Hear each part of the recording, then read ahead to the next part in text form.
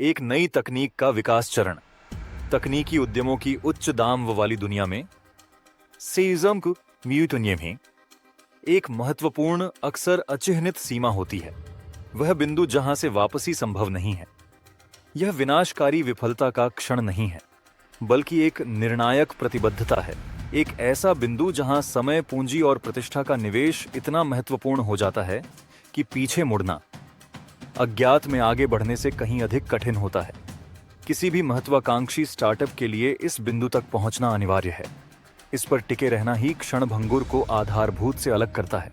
अपरिहार्य आक्रमण। बग्स विकास की पीड़ा के रूप में किसी भी नई तकनीक के शुरुआती चरणों में परिदृश्य परिष्कृत पूर्णता का नहीं, बल्कि संभावनाओं का एक अव्यवस्थित और उपजाऊ मैदान होता है। आपके उत्पाद का प्रारंभिक संस्करण थी न्यूनतम व्यवहार्य उत्पाद MVP डिजाइन के अनुसार एक कच्चा मसौदा होता है। यहीं पर उद्यम तकनीकी बग्स और अप्रत्याशित चुनौतियों से घिरे एक कठिन दौर में प्रवेश करता है। ये अक्षमता के संकेत नहीं है, ये सीमाओं को आगे बढ़ाने के स्वाभाविक लक्षण हैं। मेरी मशीन पर काम करता है सिंड्रोम।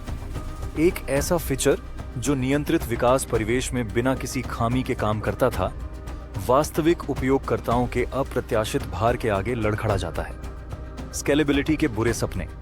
वह आर्किटेक्चर जो आज 100 उपयोगकर्ताओं को सहारा देता था, 10,000 उपयोगकर्ताओं के भार के नीचे आसानी से झुक जाता है, जिससे उसे एक कष्टदायक और त्वरित बस्ट पुनर्निर्माण निर्देशन की आवश्यकता होती है। सुरक्षा कमजोरियां।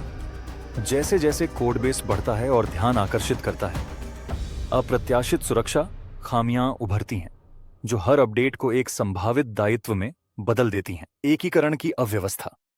आपका शानदार नया सॉफ्टवेयर आपके ग्राहकों द्वारा पहले से इस्तेमाल किए जा रहे स्थापित सिस्टम के साथ संवाद करने में कठिनाई महसूस करता है, जिससे संगतता संबंधी समस्याओं का जाल बुन जाता है। यह चरण देर रात तक जागने, बेतहाशा पैच और बेचैनी भरे सपोर्ट ईमेल से भरा होता है। यह ऐसा लग सकता है जैसे उड़ान भरते हुए ही विमान बनाने की कोशिश की जा रही हो। टीम के लिए यह लचीलेपन, कौशल और मनोबल की परीक्षा होती है। संघर्ष और विकास का तालमेल। तकनीकी उथल-पुथल का यह दौर बाजार में उद्यम की सबसे नाजुक स्थिति के साथ मेल खाता है। आप एक साथ आंतरिक चुनौतियों से जूझ रहे हैं, मुख्य तकनीक को डीबग, ऑप्टिमाइज और स्थिर कर रहे हैं। 2 बाहरी लड़ाइयां लड़ रहे हैं। पहले वफादार ग्राहक हासिल कर रहे हैं, अगले दौर की फंडिंग सुनिश्चित कर रहे हैं, और प्रतिस्पर्धियों से मुकाबला कर रहे हैं। इन दोनों लड़ाइयों के बीच तालमेल ही इसकी चमक और चुनौती का आधार है। एक बड़ी तकनीकी विफलता कड़ी मेहनत से अर्जित ग्राहकों के विश्वास को चकनाचूर कर सकती है। इसके विपरीत, उपयोगकर्ताओं की संख्या में तेजी से वृद्धि आपके बुनियादी ढांचे की गंभीर कमजोरियों को उजागर कर सकती है, जिससे पूरे उद्यम के डूबने का खतरा पैदा हो सकता है। यह एक निरंतर प्रतिक्रिया चक्र है, जहां उत्पाद, बाजार और तकनीक लगातार, अक्सर हिंसक नृत्य में लगे रहते हैं। दहलीज पार करना। आप पीछे क्यों नहीं लौट सकते? तो यह वापसी का बिंदु कहां है? यह कोई एक घटना नहीं, बल्कि कई कारकों का संगम है। महत्वपूर्ण पूंजी निवेशित। जब निवेशकों का धन और आपकी अपनी जीवन भर की बचत गहराई से समर्पित हो, तो परित्याग की वित्तीय और मनोवैज्ञानिक लागत निषेधात्मक हो जाती है। सार्वजनिक लॉन्च और ग्राहक निर्भरता। अब आप कोई गुप्त स्टार्टअप नहीं रहे। आपके पास असली ग्राहक हैं जो अपने काम या रोजमर्रा की जिंदगी के लिए आपके उत्पाद पर निर्भर हैं। सर्वर बंद करना अब प्रतिष्ठा को भारी नुकसान पहुंचाए बिना कोई विकल्प नहीं रह गया है। एक प्रतिबद्ध टीम। आपके पास एक प्रतिभाशाली टीम है जिसने इस विजन पर दांव लगाने के लिए अपनी स्थिर नौकरियां छोड़ दी हैं। पीछे हटने का मतलब है उन्हें निराश करना और समस्याओं का समाधान करने में सक्षम इकाई को ही भंग करना। प्रतिस्पर्धी गति।